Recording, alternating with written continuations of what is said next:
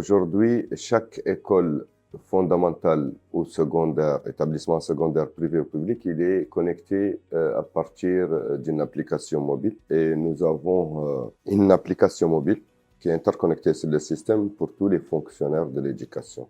Chaque enseignant peut avoir son bulletin de salaire. Il peut faire une demande de transfert, une demande d'affectation, une demande de permutation à partir du système. C'est un domaine en fait qui évolue, une personne qui est formée aujourd'hui avec des compétences données. Donc au bout de 6 mois, d'une année, ces compétences peuvent être obsolètes. Mais ce que nous faisons en fait, en tout cas dans notre offre de formation, c'est que on travaille beaucoup avec le secteur privé. C'est-à-dire qu'à chaque fois que le besoin se présente, on intègre en fait les inputs, disons, les idées des structures privées dans notre maquette de formation. Parce que c'est eux qui vont embaucher finalement. Donc, ils participent avec nous en fait dans l'amélioration de la plaquette de formation.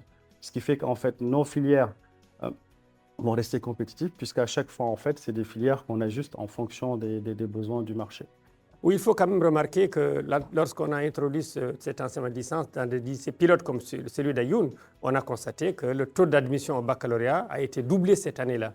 Ce qui fait dire que véritablement, ça a été un apport très important pour les élèves et ça a motivé d'ailleurs par la même occasion, l'entrée en lice d'autres lycées qui ont été stimulés par le taux de réussite du premier lycée pilote, lycée d'Ayoun, à la réussite au baccalauréat de cette année-là.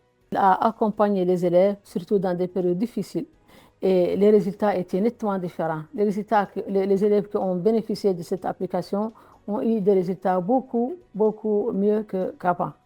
Donc c'est pourquoi le ministère, l'année dernière, a généralisé cette application d'avoir fait une vidéoconférence sur tout le territoire national.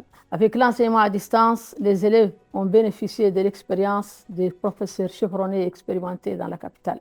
Parce qu'il y a des gens qui sont très loin et qui ne connaissaient pas ces professeurs et qui n'étaient pas en contact avec ces professeurs. Ils ont eu l'occasion d'avoir et de bénéficier de leur expérience.